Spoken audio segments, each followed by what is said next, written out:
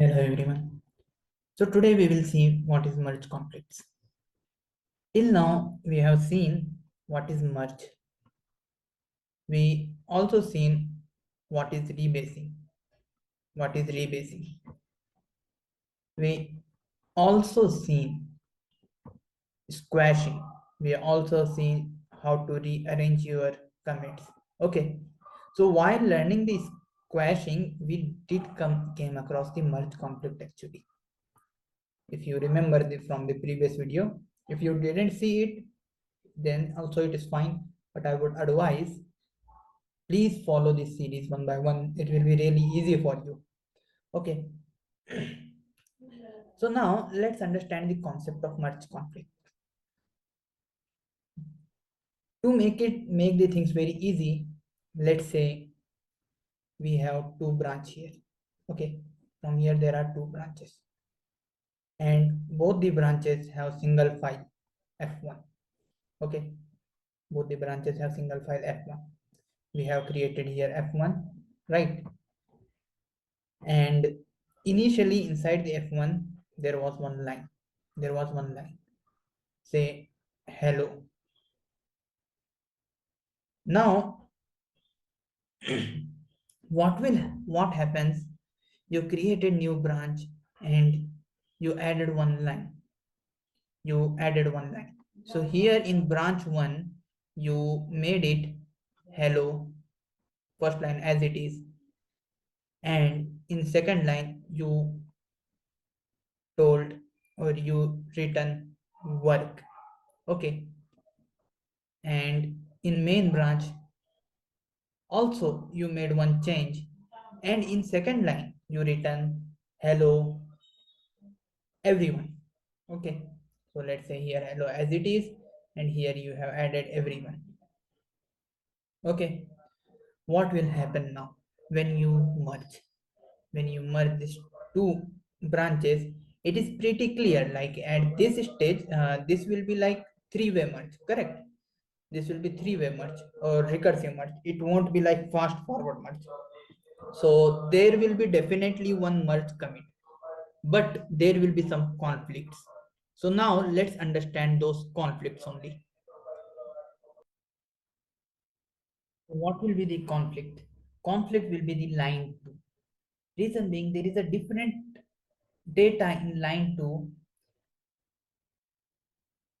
when we see at, let's say this branch is b1, at b1, and there is a different data in line 2 of f1 in main branch. So now git don't know what you want, correct? So what git will do, git will give you the message that there is a merge conflict on f1. Okay, and you need to resolve it manually. Merge is failed, you need to resolve it manually, and you need to do the commit. Okay, you need to do the commit. So basically here merge won't complete actually. Merge won't complete. So here it will show with main, it will show merging. Okay, it won't complete, it will show merging. So how to resolve these conflicts? So we need to manually open this f1 file. So when I manually open this f1 file, at this particular point when I am merging, commit is not completed, so I can see hello has no effect. But here I will see that it will be written in this way, changes from b1, and here the line of the b1 work, and after that there will be a some line, dash line segregating, and here it will be written similar thing, changes from the main, and the whatever that changes belongs to the main. Okay, so what we can do, we can either remove any of this change. Okay, remove any of this change, either we can remove both of them, and either we can decide to keep both of them. Okay, and once that is done, I will do the commit. And once I completed this commit, at that time the merge process will end. The merge process will end.